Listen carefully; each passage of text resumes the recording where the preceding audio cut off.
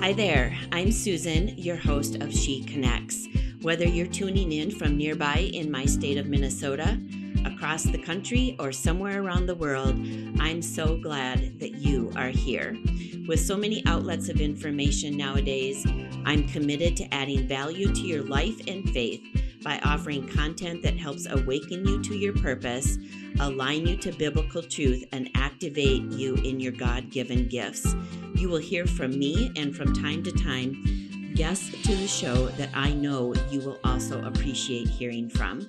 And now, without further ado, let's dive into this week's conversation.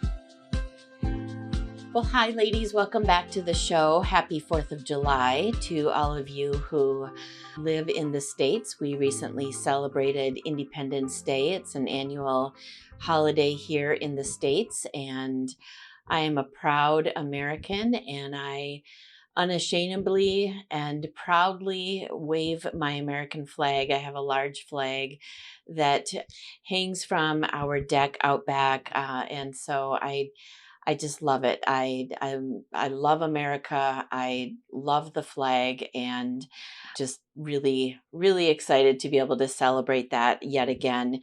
Before we get into what we're going to talk about, I just want to start this episode with a heartfelt comment on the tragic floods in Texas. I just feel like, I'm not there. I don't live there. I live in Minnesota. But I remember when Hurricane Katrina back in, was it 2005 maybe, that went through Louisiana and, down in that area. And my husband and I and our daughter went on a mission trip, and our daughter actually went on two of them down to that area to help with recovery efforts and just rebuilding. And I remember just the devastation of the flooding and the loss of lives, the loss of people's belongings, and just the devastation. I remember taking time to listen to people's stories, and here we are. It's really, what is it? If that happened in 2005, which I really do think it did, here we are in 2025. So that was 20 years ago. And I remember it just like it was yesterday. It was that impactful for me. And so that's really all I have to compare these floods in Texas to. It's probably not the same, but it's, just kind of what I've been thinking about. And so I just want to start off by just saying, I have several friends who call Texas home. We have numerous listeners who tune into this podcast each and every week. Thankfully, I don't know anyone who has been directly impacted by the flooding, but this hasn't kept my heart from being broken for the loss of lives others have felt in those areas, especially the children. Oh, man. Wow. Our daughter grew up attending summer camps when she was in elementary and as a teenager. And we're grateful for the memories made and the spiritual impact that those camps had on her. And I think about those young kids being dropped off for summer camp. Many of them, they're returning campers. They've been doing this for many years, and so they were probably filled with excitement and just, wow, such devastation.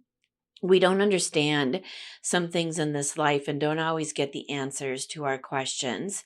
But one thing I do know is that trusting God doesn't mean we still don't feel heartbroken. It's not an either or. As the Lord prompts you, as the Lord prompts me, let's be the body of Christ and support these families in ways that He leads us to. Most importantly, let's remember that God's command to love our neighbor includes loving them on our knees in prayer for one another. Amen. All right, having said that, I wanted to talk about a topic that I don't know that The podcast here has well over 200 episodes. I've been podcasting for over 5 years now. And I don't know that I've ever done an episode on health and being the healthiest that you can be, living a healthy lifestyle, but which is so surprising to me because it's a topic that I am very passionate about. I love educating myself in the area of health and well-being. I love talking about it. I love implementing things in my own life that help promote those types of things in my own life. And so it's just been something that's been on my heart. I've wanted to do an episode or two on living a healthy lifestyle for a while now. But you know what? In all honesty, while I've had that desire, I wasn't sure how many listeners would appreciate or find value in it. So, can I ask you to stay with me through the end to hear my heart for you and for your health and well being? I promise this isn't an episode that will preach at you to fix things in your life or point out areas of opportunity to be better. Instead, my heart is to see women healthy in every area of their lives. Too often, we as women take a backseat to other seemingly more demanding things in our lives. Things such as the everyday tasks in our lives, like the stack of laundry, the to do list that seems to grow overnight, activities we need to take our kids to, or the meals that need to be cooked, and so on and so forth. If we're honest, sometimes we don't even make the priority list in our own lives. And if we do, it's definitely further down the list. So, this episode, my dear friend, my sister in Christ, is to remind you that you matter. Your life matters. Your health matters. I want to remind you that you are worthy of taking care of yourself, and it is not selfish to take steps to be the healthiest you can be. Many of the things I'm going to talk about in this episode, you've probably heard before. It's not a news flash, but sometimes if you're like me, you need a friend to remind you that you matter too. You know, I remember saying something to someone. It's been, I don't know, it's been probably, oh goodness, several months, if not even maybe even a year ago. I said this to her, and it was just, you know, how when you say something out of your mouth and then like you hear yourself say it, it kind of like, whoa, I just said that. And okay, maybe I need to look into that. I need to kind of sit in that and reflect on that a little bit. I said to this person, I'm really great at showing up for others, but I haven't been so great at showing up for myself. And when I said that, it just sort of like a light went off in me that, okay, I need to make some changes. I wholeheartedly believe that with the rising costs of healthcare and the plethora of prescription drugs on the market, our health is the new wealth, and you are worth investing in. So, before I go any further, please don't read into or misunderstand what I'm talking about here. If you are someone who needs prescription medication for, for something to maybe correct an imbalance, or maybe it's for blood pressure or whatever the case might be, I am not attacking that. I am not endorsing anything that would encourage you to stop taking your medicine. I am not a doctor. I am not here to address medical conditions. I am instead encouraging all of us, myself included, to take actionable steps to live a healthier lifestyle. I happen to take a prescription medication, and so there's no shame here. I am not casting stones or casting shame on anybody. You have to do things in conjunction with your doctor, have healthy conversations with your doctor, and implement actionable steps that are going to help you live a healthier life. So let's find a biblical foundation for what we're talking about. 3 John chapter 1 verse 2. So that's a short book of the Bible. Toward the end of your Bible, actually, it's toward the end of the New Testament. 3 John chapter 1 verse 2 reads, "Beloved, I pray that you may prosper in all things and be in health just as your soul prospers." I've always believed this verse shows us that God cares about every area of our lives. He created us as whole beings, and with that, He cares about our health and well being. If we believe and confess out of our mouth that God created us as whole beings, right? He created our mental faculties. He created our emotions. He created our spiritual beings. Well, we also have to believe then that He created our physical beings, and with that, that includes our health and our well being, and He cares about all of it. Often we place an emphasis on spiritual matters, which is highly important, which we just read from 3 John chapter 1 verse 2. It says, as your soul prospers. Well, that's talking about spiritual matters, your spiritual life, your spiritual health and well-being. But we forget that God cares about the physical side of our lives. I believe we are created with and for a purpose, but how many of us are exhausted and don't have the energy to fulfill those things? It's not that we don't necessarily want to, it's that we don't have the energy to do so. And so let's unpack that a little bit more and be even more practical. Do we possess the strength, not to mention the mobility, to fulfill what God has called us to? In other words, do we have the get up and go? Do we have the strength and just the capacity within our own physical health to be able to step into the things that God is calling us to? Hear my heart. I am not attacking anyone. These are honest, reflective questions that, like I said, I've had to ask myself. I remember in my younger years placing a much higher emphasis on the number on the scale and the size in my jeans, and it was merely vanity. But this is not what we're talking about here. We're talking about running our race well and finishing well. I don't want to just run my race well. I want to finish well. And here's the thing, I don't want to drag myself across the finish line. So, in my much older, mature, and wiser self, I now understand and focus more on other things such as my labs, my joint health, and building lean muscle. My younger years found me focused on the scale, whereas today I want to know much more important numbers, such as my blood pressure and other numbers. It isn't that the scale doesn't factor in, because it does, but it's not the whole story.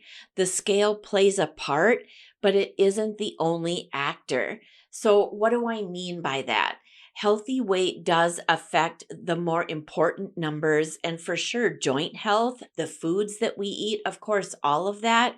And so let me give you just a very practical and very real, for those of you that are listening and you lean more towards science and that type of thing. Allow me to offer a little bit of truth in this area. Let's be women who educate ourselves in this area. Did you know that for every pound we lose, it takes off 4 pounds of pressure from our knees? Think about that. Think about that. How many of us have achy joints? Especially our knees. Maybe you have steps in your home. Maybe you have trouble climbing those stairs, or, getting in and out of your car, or, walking for a long distance, or you just feel kind of creaky. Your knees are kind of talking back at you. Think about that. For every pound lost, it removes 4 pounds of pressure from our knees. Man, I remember when I learned that, it was like several years ago, and I had been living with such bad knee pain, and And so when I really started taking actionable steps to improve my health, and I did start to see that the scale was moving, but it wasn't the only thing that I was focusing on. My knee health did improve. So we can't have one without the other, but I think that it's unhealthy and we sort of fall off onto one side if the scale and the number in our genes is the only thing that we're focusing on. And so I'm grateful that I've grown up in this area, and so that's not my only focus. But I'm very interested, and I pay a lot of attention, even more so at my age now, at more important numbers. I'm 55, and I've needed to make some adjustments to support a healthy lifestyle, because you know what? I realized that I can't eat like I used to in my 30s and 40s. As we age, our metabolism slows down and we start losing lean muscle. That's just a part of living life and gracefully growing older. Many women, we experience this. Our metabolism slows down and we do start losing lean muscle. I want to say it starts maybe in our 40s. And man, what can we do to reverse or help to reverse some of the signs of aging so that we can continue to age gracefully and still take an active role in our lives? I don't want to enter my golden years on prescription drugs, barely able to move, have zero energy, and a lack of zest for life. I started looking at my health and future as something to invest in. For me, this is being proactive. I don't want to be forced to make adjustments, which, in my opinion, is having to be reactive because I'm unwilling to be proactive now. In other words, what can I do now to set myself up for success in the future? Like a month from now, 6 months from now, next year from now, I want to be healthier. I want my numbers to be healthy. I want my life and how I feel, how my joints feel, my energy when I go to my annual physical and labs are done. I want to be able to look at those things as a measuring rod to tell me that I am implementing some really great things that are helping support these areas of my life. So, with that, I thought I'd offer a few tips that have helped me a lot in this area. It's not an exhaustive list, but these are, I would say, probably the biggest that have really helped me. And so I want to give them away and I want to help you. Number one is why. Know your why behind your what. So we've established what our what is, what we want to do. But what is the why behind that? Give yourself the time to really sit with your question. Why do you want to be healthier? Why do you want to? If you could give yourself just a couple of minutes and see yourself in the future and allow yourself to dream a little bit about a healthier version of yourself in this area, leading a healthier lifestyle, how do you see yourself? How do you view yourself? What would you say yes to? How would you take a more active role in your life? What type of activities would you partake in? Why do you want to be healthier? Don't let yourself settle with surface type answers. Instead, go beneath the surface to find a deeper why, because that why, ladies, will help keep you anchored when it gets hard, when you're discouraged, when time feels tight, and it would be easier to skip whatever your plan is or whatever the case might be. Because here's the thing, those things, they will happen. It's not if you will be discouraged one day. It's not if it will be hard one day.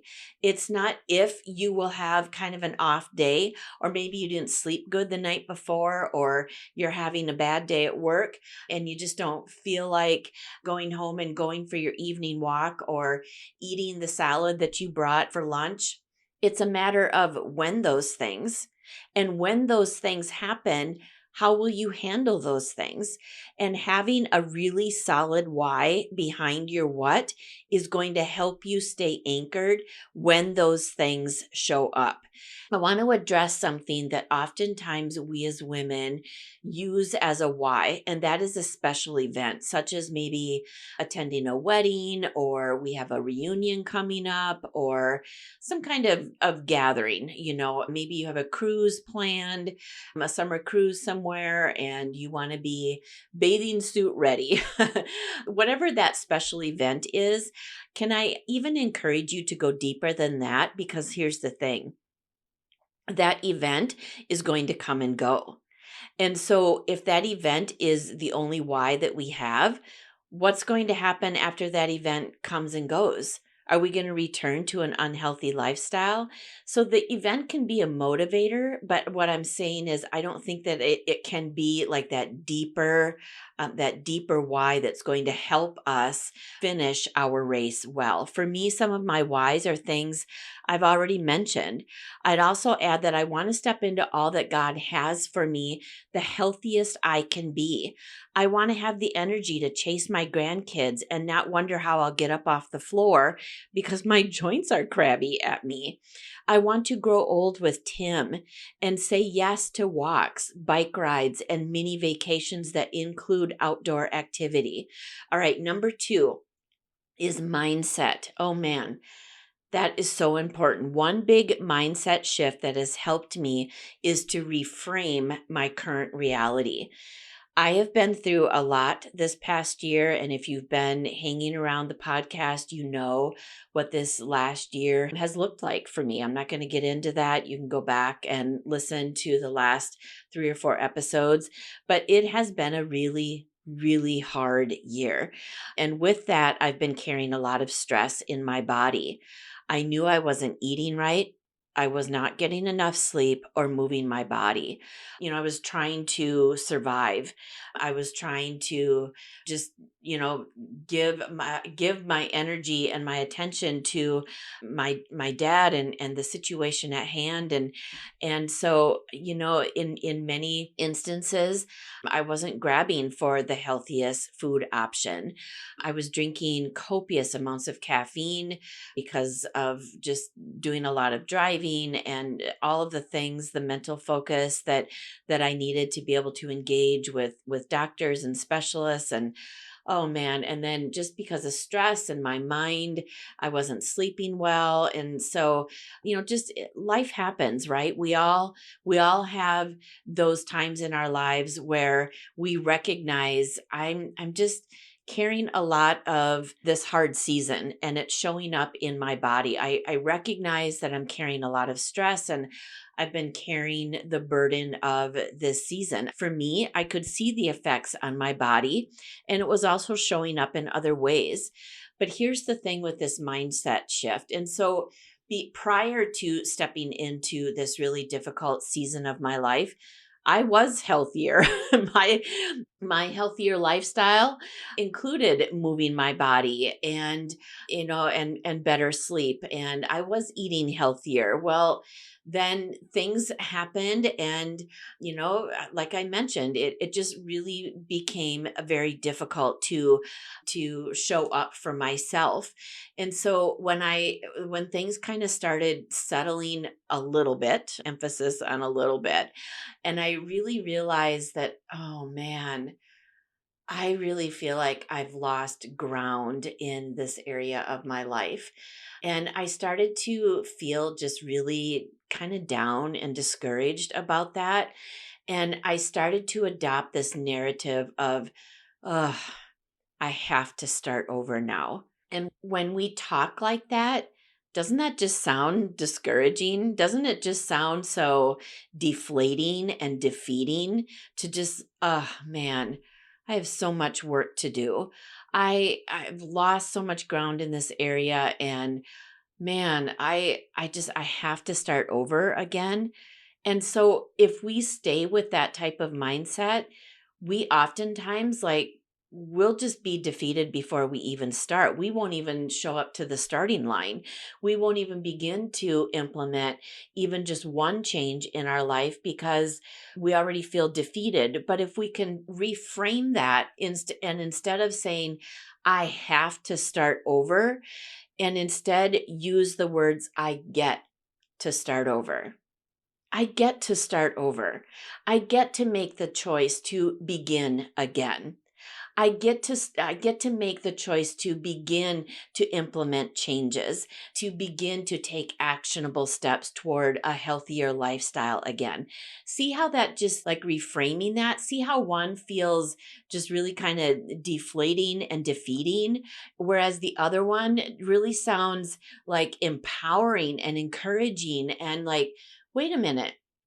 I do have a choice here. I do have a voice here. I can make changes and I can make those changes now. And I think that for you, if you're like me and you think, oh man, there's there's a lot of work I had to do because I really felt like I had lost a lot of ground, really kind of across the board. Can I encourage you to break it down into manageable, actionable steps that are realistic? There's an old saying that goes, you don't eat an elephant with one big bite. You eat it. you eat it with one bite at a time. I don't know who said that. I'm never eaten an elephant. I don't want to eat an elephant, but nonetheless, the meaning behind it is take small steps instead of trying to take one big leap. You can't get to the end goal by just taking one big giant leap. We have stairs in our home, and I can't get to the top step if I'm first not willing to take steps 1 and 2. I can't stand in the entryway of our home and muster up enough strength to take a big giant leap and all of a sudden I'm up at the top. That's just unrealistic. Well, if we apply that to this area of our lives of taking manageable, actionable steps, what is one step that you can take?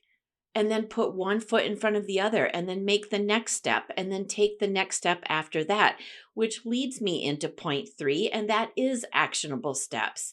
If you've also noticed changes that you don't want, ask yourself, what actionable steps can you take toward a healthier you? Perhaps you can begin to park further away from the door and walk from a little bit of a distance to the door. Maybe you can take the steps versus the elevator. Can you drink and keep track of your water intake? Maybe instead of grabbing pop and energy drinks, maybe you can start consuming more water. And I would encourage you to even keep track of your water intake, because oftentimes we think that we're drinking more water than what we really are. Can you begin to eliminate refined sugar? Sugar is not good. Refined sugar is not our friend, and it will not support a healthier lifestyle. Refined sugar, a diet that consumes a lot of sugar, which is, it's not just in candy and sweets, it's like hidden in other foods, especially like processed foods. But it is really bad for our joints. And oftentimes, people who have joint issues, you can look at their diet and you can see that there's some refined sugar there.